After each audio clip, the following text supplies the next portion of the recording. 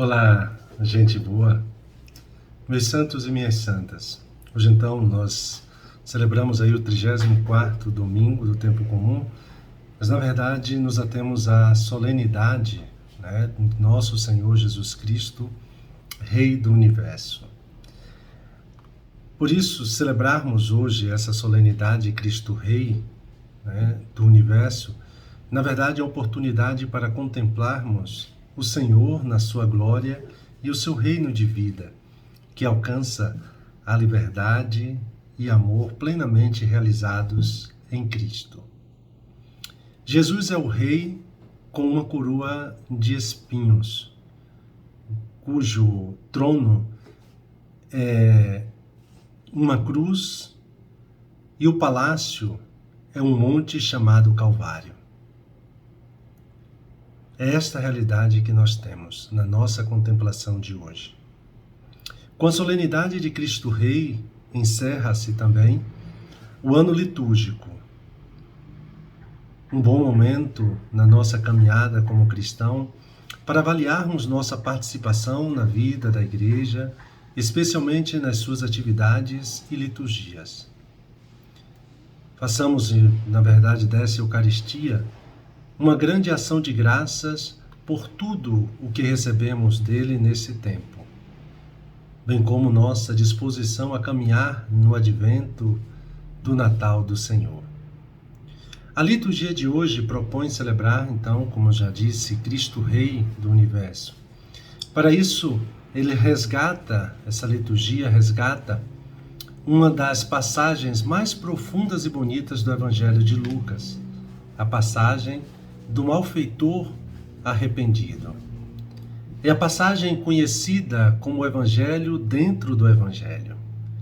Uma das cenas mais dramáticas e comoventes da paixão.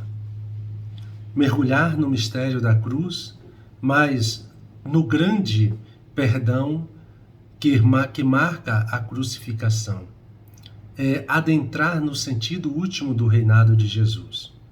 A misericórdia absoluta pelos pecadores.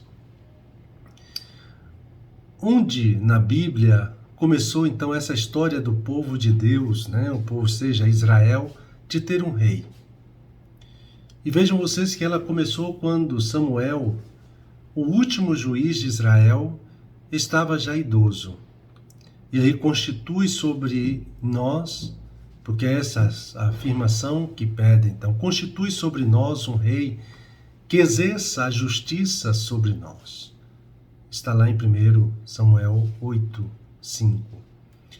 A ideia da monarquia podia parecer boa, um rei que exerça a justiça, mas não era. Não somente Samuel, mas o próprio Deus também era contrário à monarquia. Não é a ti que eles rejeitam, mas a mim que eles rejeitam, porque não querem mais que eu reine sobre eles. É essa a resposta de Deus.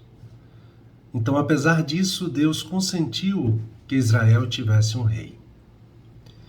Nós também, como povo brasileiro, quem sabe gostaríamos de ter um rei, um homem forte, inteligente e poderoso, que pusesse ordem na casa, um homem que nos oferecesse proteção e que acabasse com tudo o que existe de ruim em nosso país. Um homem que nos garantisse paz, prosperidade e o pão de cada dia. Aliás, foi exatamente após a multiplicação dos pães que o povo quis fazer de Jesus seu rei. Esse é verdadeiramente o profeta que deve vir ao mundo. Jesus, porém, sabendo que viriam buscá-lo para fazer o rei, refugiou-se de novo sozinho na montanha. Jesus recusou-se a ser rei daquela multidão porque ele não veio nos desresponsabilizar perante a vida. Uma cidade, um estado, um país não dependem unicamente de quem os governa, mas de cada pessoa que habita aquela cidade, aquele estado aquele país. O povo de Israel teve inúmeros reis, principalmente porque em cada parte da sua história foi um país dividido entre o Reino do Norte e o Reino do Sul. A imensa maioria dos reis do Reino do Norte e do Reino do Sul fizeram o que é mal aos olhos do Senhor, uma frase que se repete constantemente no livro dos reis. Somente quatro reis foram aprovados por Deus fazendo o que era correto aos seus olhos.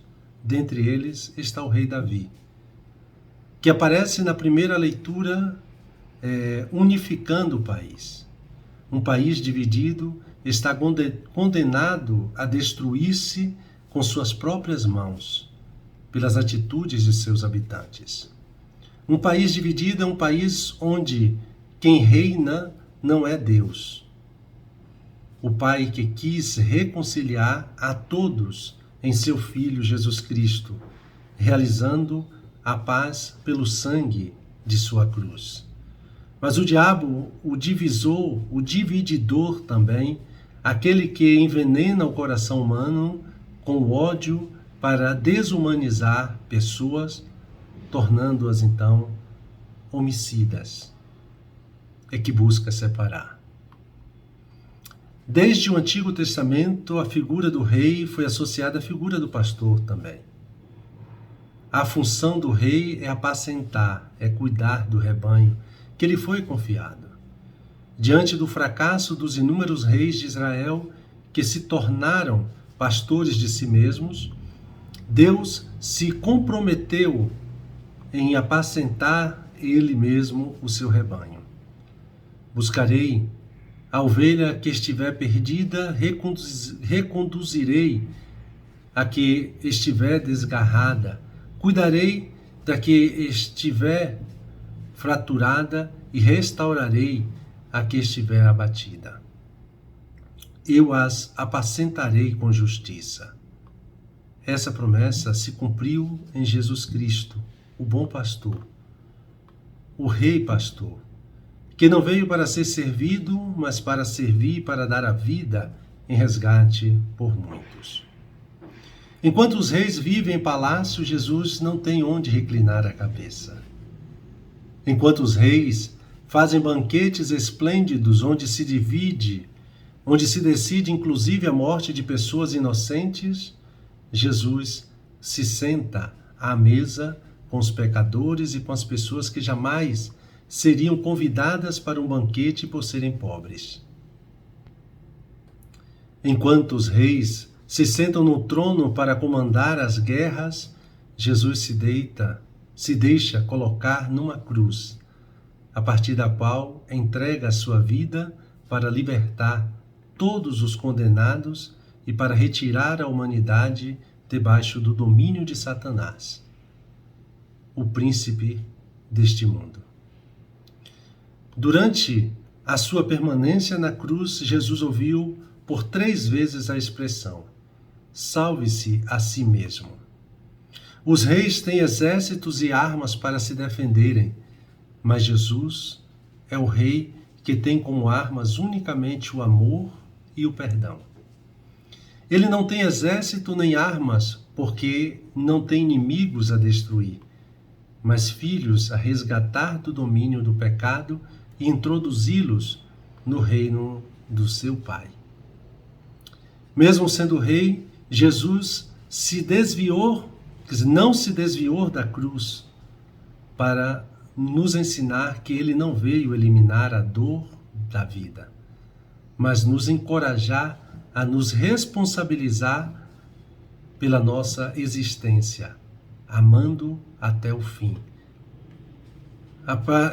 apacentando até o fim, cuidando até o fim daquilo que a vida nos pediu para cuidar, ainda que tudo isso comporte algum tipo de dor.